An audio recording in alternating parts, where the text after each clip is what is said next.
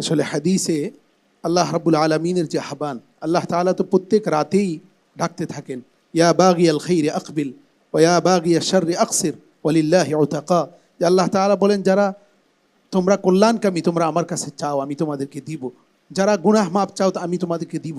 আল্লাহ সুবহানাহু ওয়া তাআলার নিজাম এটা, যে আল্লাহ তাআলা বান্দার ও আনা আকরাবু ইলাইহি মিন হাবলিল ওয়ারিদ, আল্লাহ তাআলা বান্দার একবারে কাছে এসে যে বান্দাকে বলেন যে তুমি হতাশ হয়েও না, তুমি হাত তুলো, আমি তোমাকে দিয়ে দিব।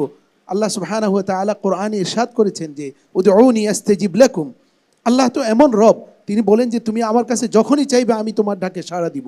আল্লাহ সুবহানাহু ওয়া তাআলা এমন রব যিনি তার কাছে না চাইলে তিনি রাগ করেন, গোসা করেন।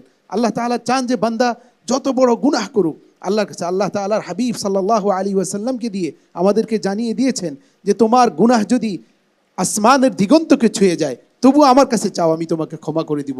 তোমার গুনাহ যদি পৃথিবীর যত বালুকা রাশি আছে সেগুলো সমান হয়ে যায় তবুও আমি তোমাকে ক্ষমা করে দিব। এই জন্য আমাদের উচিত দুনিয়ার কোনো মানুষের কাছে নয়, চাইতে হবে একমাত্র আল্লাহর কাছে। পৃথিবীতে আমরা দেখি মানুষ বিভিন্ন মাজারে দৌড়ায় আল্লাহর কাছে না চেয়ে। আল্লাহ সুবহানাহু ওয়া তাআলা বসে আছেন দেওয়ার জন্য, ক্ষমা করার জন্য। আল্লাহ রাব্বুল আলামিন আমাদেরকে এই হাদিসের আলোকে শেষ রাতে উঠে আল্লাহর কাছে প্রার্থনা করার জন্য, ইস্তেগফার করার জন্য আমাদেরকে তৌফিক দান করেন।